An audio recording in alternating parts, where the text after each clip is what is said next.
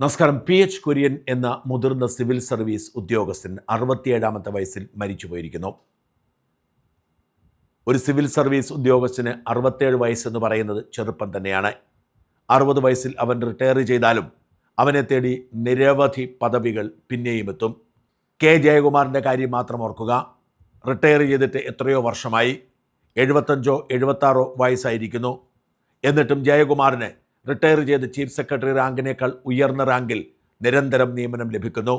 IAS ഏറ്റവും senior cadre പോസ്റ്റുകളിലൊന്നായ IMG director സ്ഥാനത്തിരിക്കുമ്പോഴാണ് ദേവസ്വം ബോർഡ് പ്രസിഡന്റ് ആവുന്നത്.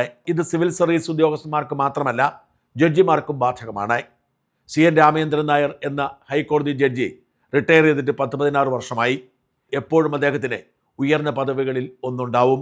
ഇത്തരത്തിൽ റിട്ടയർ ചെയ്താലും കുറഞ്ഞതൊരു 20 വർഷം നല്ല ശമ്പളവും ജീവനക്കാരും കാറും ഒക്കെയുള്ള ഉന്നത പദവികൾ വഹിക്കാൻ അവസരം കിട്ടുമ്പോൾ 67ാമത്തെ വയസ്സിൽ അകാലത്ത് മരിക്കുന്നത് തീർച്ചയായും നമ്മൾ മരിക്കുന്നത് പോലെയല്ല, ഒരു നഷ്ടം തന്നെയാണ്. എന്ന് മാത്രമല്ല, PH കുര്യൻ മികച്ച ഭരണതന്ത്രജ്ഞനായിരുന്നു എന്ന് വ്യക്തമാക്കുകയാണ് സോഷ്യൽ മീഡിയയിൽ ഉയർന്നു കേൾക്കുന്ന വിലാപങ്ങൾ.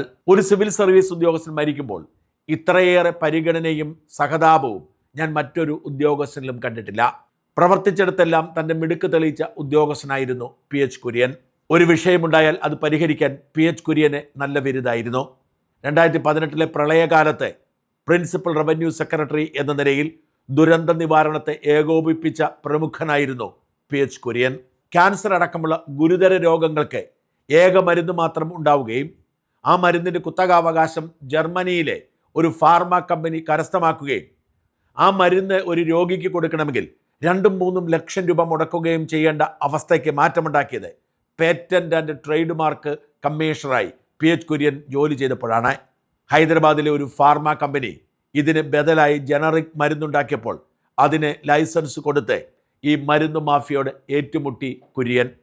അതുകൊണ്ടാണ് ക്യാൻസർ ചികിത്സ ലക്ഷങ്ങളിൽ നിന്നും ആയിരങ്ങളിലേക്ക് താണത്. ഇങ്ങനെ ഒരു സിവിൽ സർവീസ് ഉദ്യോഗസ്ഥൻ എന്ന നിലയിൽ ചെയ്യേണ്ട ഉത്തരവാദിത്വം ഭംഗിയായി ചെയ്ത് ജനജീവിതം മെച്ചപ്പെടുത്തിയ കാര്യത്തിൽ കുര്യൻ ഒട്ടും മോശമായിരുന്നില്ല. വാസ്തവത്തിൽ സിവിൽ സർവീസ് ഉദ്യോഗസ്ഥന്മാരാണ് നാട് നന്നാക്കാൻ കൂടുതൽ അവസരമുള്ളവരും പ്രയോഗിക്കേണ്ടവരും. രാഷ്ട്രീയക്കാർക്ക് വഴികാട്ടി കൊടുക്കേണ്ടതും നിയമത്തിൻ്റെ വഴിയിലൂടെ നടന്ന് നീതി കൊടുക്കേണ്ടതും അവരാണ്. നിർഭാഗ്യവശാൽ രാഷ്ട്രീയക്കാരോട് ചേർന്ന് അഴിമതിക്ക് അവസരമൊരുക്കാൻ വേണ്ടി ഇവർ സമയം കളയുമ്പോൾ വളരെ അപൂർവം ഉദ്യോഗസ്ഥർ മാത്രമാണ് ചെയ്യേണ്ട ജോലി ഭംഗിയായി ചെയ്ത് രാജ്യത്തോടും തൊഴിലിനോട് നീതി പുലർത്തുന്നത്. അക്കൂട്ടത്തിലായിരുന്നു PH കുര്യൻ എന്ന് അദ്ദേഹത്തെ അറിയാവുന്നവരൊക്കെ ഏക മനസ്സോടെ പറയുന്നു. വ്യക്തിപരമായി എൻ്റെ അനുഭവവും അങ്ങനെ തന്നെയായിരുന്നു. ഞാൻ ഒരിക്കലും കുര്യൻ സാറിനോട് സംസാരിച്ചിട്ടില്ല, ഫോണിൽ വിളിച്ചിട്ടുമില്ല. പക്ഷെ ഒരിക്കൽ ഒരു സംഘം ആളുകൾ എന്നെ കാണാൻ വന്നു. ആർടെക് എന്ന തിരുവനന്തപുരത്ത് ഏറ്റവും അധികം സ്വാധീനമുള്ള ഒരു ബിൽഡർ അവരോട് കാട്ടിയ അനീതിക്കെതിരെ അവർ നടത്തുന്ന പോരാട്ടത്തിൻ്റെ വിശദാംശങ്ങൾ പറയാനായിരുന്നു എന്നെ എത്തിയത്. റെറയുടെ ചെയർമാനായിരുന്ന PH കുര്യൻ ഇവർക്ക് അനുകൂലമായി വിധി പ്രഖ്യാപിക്കുന്നു ആർടെക് ബിൽഡേഴ്സിനെതിരെ. പക്ഷേ വിധി ഒരു മാധ്യമത്തിലും വാർത്തയായി വരുന്നില്ല. ആ കേസ് നടത്തിയവർ പല മാധ്യമ സ്ഥാപനങ്ങളെയും സമീപിച്ചെങ്കിലും ഒരിടത്തും വാർത്ത വരാതെ അവർ വിധി പ്രഖ്യാപിച്ച PH കുര്യനോട് സങ്കടപ്പെട്ടപ്പോൾ അദ്ദേഹം പറഞ്ഞത്രേ, മറുനാടനിൽ പോയി ഷാജനെ കാണൂ, വാർത്ത വരുമെന്ന്. ഒരിക്കൽ പോലും കണ്ടിട്ടില്ലാത്ത, ടെലിഫോണിൽ സംസാരിച്ചിട്ടില്ലാത്ത ഒരു ഉദ്യോഗസ്ഥനെ അത്രയും ആത്മവിശ്വാസം എന്നോടുണ്ടായിരുന്നു എന്നത് എന്നെ ഏറെ അഭിമാന പുളകിതനാക്കി. മാത്രമല്ല, എൻ്റെ പരിചയക്കാരായ സിവിൽ സർവീസ് ഉദ്യോഗസ്ഥരൊക്കെ ഇദ്ദേഹത്തിൻ്റെ കാര്യക്ഷമതയെക്കുറിച്ച് എന്നോട് എടുത്തു പറഞ്ഞിട്ടുണ്ട്. ഇന്നിപ്പോൾ സോഷ്യൽ മീഡിയ നോക്കുമ്പോൾ മാധ്യമപ്രവർത്തകർ എല്ലാം തന്നെ PH കുര്യൻ്റെ മിടുക്കിനെക്കുറിച്ച്, പ്രാഗൽഭ്യതയെക്കുറിച്ച് എഴുതിക്കൊണ്ടിരിക്കുന്നു. അതിലെൻ്റെ ശ്രദ്ധയിൽപ്പെട്ടത് JS അടൂർ എന്ന മാനേജ്മെൻറ്റ് വിദഗ്ധൻ്റെ അഭിപ്രായമാണ്. JS അടൂർ ഇങ്ങനെ എഴുതി: കുര്യൻ സാറിൻ്റെ കണ്ണീരോടെ വിട. PH കുര്യൻ സാർ എനിക്ക് മൂത്ത സഹോദരനായിരുന്നു. ഞങ്ങൾ മിക്കവാറും എല്ലാ ദിവസവും ചരിത്രം, രാഷ്ട്രീയം, ഗവേണൻസ് എല്ലാം ചർച്ച ചെയ്യുമായിരുന്നു. എന്നെയോ അദ്ദേഹത്തെയോ വിളിക്കാത്ത ഒരാഴ്ച പോലും കാണില്ല. എത്രയോ പ്രാവശ്യം ഒരുമിച്ചു സഞ്ചരിച്ചു, എത്രയോ ഡിന്നർ ഒരുമിച്ച് കഴിച്ചു. അദ്ദേഹം എത്രയോ പ്രാവശ്യം ബോധ്യഗ്രാമിൽ വന്നു. എത്രയോ പ്രാവശ്യം ഞാൻ അദ്ദേഹത്തിൻ്റെ തിരുവനന്തപുരത്ത് വീട്ടിലും പാമ്പാടിയിലെ വീട്ടിലും പോയിരിക്കുന്നു. പ്രളയകാലത്ത് അദ്ദേഹത്തിന് സഹായം ഉണ്ടായിരുന്നത് കൊണ്ട് ഏതാണ്ട് 12 കോടിയോളം രൂപയുടെ ദുരിതാശ്വാസ സഹായം പത്തനംതിട്ട, ആലപ്പുഴ, ഇടുക്കി, എറണാകുളം ജില്ലകളിൽ നടത്താൻ സർക്കാരിന് എല്ലാ സഹായവും കിട്ടി. കഴിഞ്ഞ മാസം എന്നെ വിളിച്ച് വളരെ മാറ്റർ ഓഫ് ഫാക്റ്റ് എന്ന രീതിയിൽ അസുഖത്തെക്കുറിച്ച് പറഞ്ഞു. പാൻക്രിയാറ്റിക് ക്യാൻസർ ആണെന്നും ലാസ്റ്റ് സ്റ്റേജ് ആണെന്നും. ഇനിയും അധിക മാസം ഇല്ലെന്ന് പറഞ്ഞപ്പോൾ ഞാൻ നിശബ്ദനായി കേട്ടു. എന്തു പറയണമെന്ന് ഞാൻ വിഷമിച്ചു. ഞാൻ വരാം എന്ന് മാത്രം പറഞ്ഞു. അദ്ദേഹം ചെന്നൈയിൽ ചികിത്സയ്ക്ക് പോകുന്നതിന് മുൻപ് ഞങ്ങൾ രണ്ടുപേരും സംസാരിച്ചത് ജീവിതത്തെക്കുറിച്ചും മരണത്തെക്കുറിച്ചും വളരെ ഫിലോസഫിക്കലായി സംസാരിച്ചു. അദ്ദേഹത്തിന് വീട്ടിൽ പോയി അവസാനം കണ്ടപ്പോൾ എന്നെ കാറിൽ കയറ്റി വിട്ടിട്ട് യാത്ര പറഞ്ഞു. പ്രേ ഫോർ മീ എന്ന് പറഞ്ഞു. അത് അവസാന യാത്ര പറച്ചിൽ എന്നും തോന്നി. യഥാർത്ഥ ഒന്നാം തരം സിവിൽ സർവൻ്റ്, ജനങ്ങളെ സേവിക്കണം എന്ന യഥാർത്ഥ കമ്മിറ്റ്മെൻ്റ് ഉള്ളയാൾ, കാര്യങ്ങളെ വളരെ നന്നായി വിശകലനം ചെയ്യാൻ ശേഷിയുള്ള ഓഫീസർ, പ്രശ്നങ്ങൾ പരിഹരിക്കാൻ ശേഷിയുള്ള ലീഡർഷിപ്പ് ഉള്ളയാൾ, ആളുകളെ സഹായിക്കാൻ മനസ്സുതിയുള്ളയാൾ, അഭിപ്രായങ്ങൾ തുറന്നു പറയാൻ മടിയില്ലാത്ത സത്യസന്ധനായ നല്ല മനുഷ്യൻ. അതുകൊണ്ട് ഉമ്മൻചാണ്ടിക്കും പിണറായി വിജയനും കൂടെ ജോലി ചെയ്തെടുത്ത എല്ലാവർക്കും അദ്ദേഹത്തോട് ബഹുമാനമുണ്ടായിരുന്നു.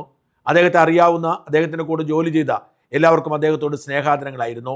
അദ്ദേഹത്തിന് കൃഷി ഇഷ്ടമായിരുന്നു. റിട്ടയർ ചെയ്ത് അദ്ദേഹം പാമ്പാടിയിൽ പോയി കൃഷി ചെയ്യുമായിരുന്നു. ഒരു ഓർഗാനിക് ഒറിജിനൽ മനുഷ്യൻ. നാട്യങ്ങളില്ല, അധികാര അഹങ്കാരമില്ല, ഒരു ജാടയുമില്ലാത്ത തനി പാമ്പാടിക്കാരൻ കർഷകൻ. അദ്ദേഹം ഇന്ത്യൻ ഇൻസ്റ്റിറ്റ്യൂട്ട് ഓഫ് സയൻസിൽ കെമിസ്ട്രിയിൽ PhD ചെയ്യുമ്പോഴാണ് IAS കിട്ടിയത്. അദ്ദേഹം തുടങ്ങിയ ഒഡീസയിലാണ്. അദ്ദേഹത്തിൻ്റെ കോരംപൂട്ടിലും കലഹണ്ടിയിലെ പ്രവർത്തനം ഇന്നും ഒഡീസയിൽ പ്രശസ്തം. അത് കഴിഞ്ഞ് അദ്ദേഹം യുനിസെഫിൽ കുറേ വർഷം പ്രവർത്തിച്ചു. യുനിസെഫ് അദ്ദേഹത്തിന് ഇൻ്റർനാഷണൽ ജോലി വാഗ്ദാനം ചെയ്തു. കോട്ടയം കളക്ടറാകാനുള്ള ആഗ്രഹം കൊണ്ട് അദ്ദേഹം യുനിസെഫിൽ ഇൻ്റർനാഷണൽ ടെന്യൂർ എടുത്തില്ല. അദ്ദേഹം കോട്ടയത്തെ ഏറ്റവും ജനകീയനായ കളക്ടറായി.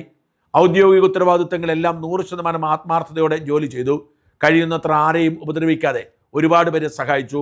അദ്ദേഹം സഹായിച്ച പലരും അതെന്നോട് പറഞ്ഞിട്ടുണ്ട്. എനിക്ക് അദ്ദേഹം മൂത്ത ചേട്ടനായിരുന്നു. ഞാൻ എഴുതുന്നതെല്ലാം വായിക്കും, ചിലപ്പോൾ പ്രതികരിക്കും, ചിലപ്പോൾ വിളിക്കും. എനിക്ക് ഏറ്റവും അടുപ്പമുള്ള ഒരു സഹോദരൻ പോയ വലിയ സങ്കടത്തിലാണ്. ഇത് എഴുതുമ്പോൾ കണ്ണു നിറഞ്ഞു. ആത്മബന്ധമുണ്ടായിരുന്ന ഒരാൾ, ഏറ്റവും പ്രിയപ്പെട്ട ഒരാൾ പോയപ്പോഴുണ്ടാകുന്ന ശൂന്യതയാണ് എഴുതുന്നത്. ശ്രീ PH കുര്യൻ സാറിന് കണ്ണീരോടെ വിട. ഒരു സിവിൽ സർവീസ് ഉദ്യോഗസ്ഥൻ മരിക്കുമ്പോൾ ഇത്തരത്തിൽ അതിവൈകാരികമായ കുറിപ്പുകൾ എഴുതുന്ന ചുരുക്കമാണ്. ഇതൊക്കെ സത്യമാണ്. ഞാൻ അദ്ദേഹത്തെ ആദരിക്കുകയും ബഹുമാനിക്കുകയും ചെയ്യുമ്പോൾ സങ്കടത്തോടെ ഒരു കാര്യം പറയാതിരിക്കാൻ നിവൃത്തിയില്ല. കരിമണൽ കർത്തയുടെ മാസപ്പടി ഡയറി മറുനാടനായിരുന്നു പുറത്തുവിട്ടത്.